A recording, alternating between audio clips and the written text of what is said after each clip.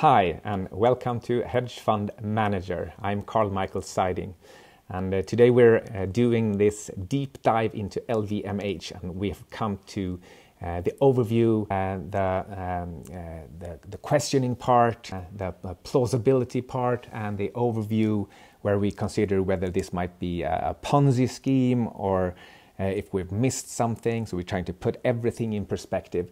Like, for example, does this company, does its future self fit into the future economy, or is it becoming too big or irrelevant or even illegal, as could be the case for example, tobacco companies or liquor companies or cryptocurrency companies. But in terms of LVMH, I'm sure luxury shopping will not become illegal or in any way irrelevant. And being as big as they are, there's still plenty of room for them to expand, not least because their clientele, the group of people with affording their stuff is growing much faster than the average economy, and this is only going to get even more interesting as in the future I expect brands and lifestyles to be much more important than just the basic sustenance for survival. Anyway, in the summary, pitch and presentation part, we should consider, for example, how will the total annual return be what will it consist of in terms of how much is the fundamental growth. For example, let's say it's 12% sales and earnings growth per year. And then how much will valuation change, for example, from the current price earnings of 20 to a future warranted level of 24. So that would be a 20% additional total addition to the value creation, and then on top of that we have the dividend yield, the annual dividend yield. So just keep in mind what part is annual and what is the total. So the 20% P multiple expansion is for the entire four-year period. So you should just calculate what that becomes annually. And anyway, we have already calculated the total annual return, but this is a nice way to remind ourselves of whether we are counting on actual fundamental growth or we are counting on other investors increasing the valuation multiple. And for LVMH, we're actually counting on both, and that they will keep affording an annual dividend yield.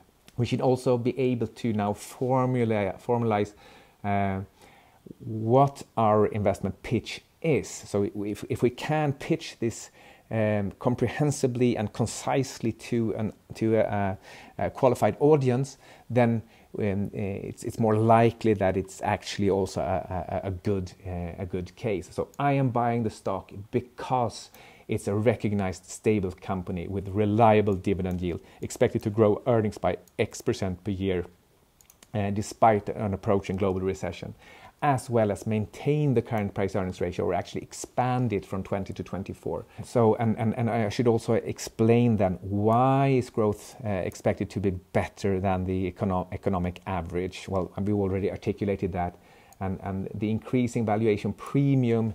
We should also be able to formulate why is that likely. Well, it's because they are growing faster and stable, and that is because their target market is growing faster. So these all things have to be coherent and consistent, internally consistent. And then we also have to make an estimate of what are the risks and what are our uncertainties. What is it that we don't know, that we can't really put our finger on? So, for example, we have this current uncertainty regarding how much will tariffs hurt in the meantime. And we also don't know how much market share they might be able to take in the downturn. but that is on the positive side. But we did implicitly assume that they will make a strong recovery after the initial downturn, and that assumption carries with it some uncertainties, and therefore we don't really know what we can expect in terms of earnings per share in 2028. A pitch should be following about this formula, valuation and potential first. What are we expecting in terms of total annual return? Then perhaps a business description with value drivers, the key value drivers. And then an idea of what does that mean for the risk level and degree of uncertainty in our forecasts. And then we should also explicitly say what are our key assumptions. Key assumptions are, for example, market positioning, revenue growth, how that is generated by the key target market, perhaps geographical expansion, perhaps in margin improvements due to scale, etc. So we have to pinpoint the 3, 4, 5 absolute key variables, because those will be our platform for evaluation afterwards to see whether we were just unlucky or it was a skillful forecast and assessment. These are also interesting to pinpoint for ourselves. So, for example, why is this stock interesting? Well, it has any stock is interesting because it has the potential to rise in price, that is, provide a high return. Things are not interesting because they are good companies or anything like that. The only thing we care about is if it makes 50% return per year or not. That is why a stock is interesting, not because it is an environmental company or a luxury goods company or an engineering company.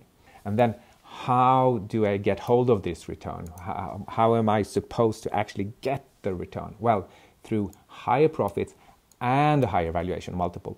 Those are our only venues, well, plus the dividend yield, of course. But that is how we actually get the return. Or maybe we can consider that it will be taken out from the market in a bid, like for Elekta, for example.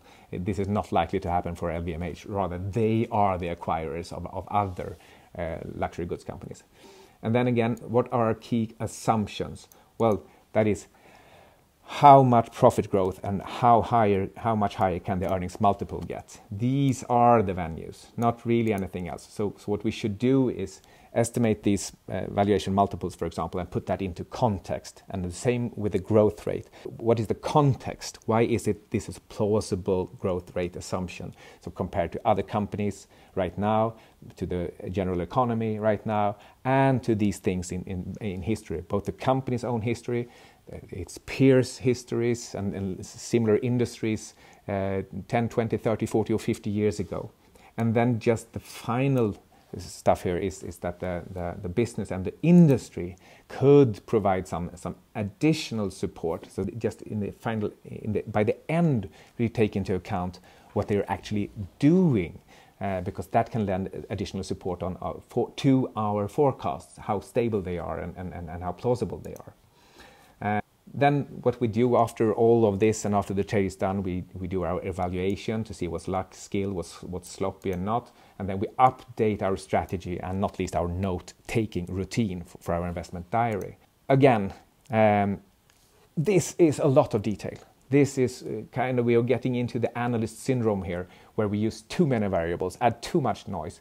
What we should do is keep it simple and intuitive, focus on normalization, on status quo research and analysis and a margin of safety, and focus on the actual value drivers. So that is the fundamentals. So value drivers and valuation trends. And then finally, on top of that, we have the timing and creating, for example, a timeline to evaluate future events from.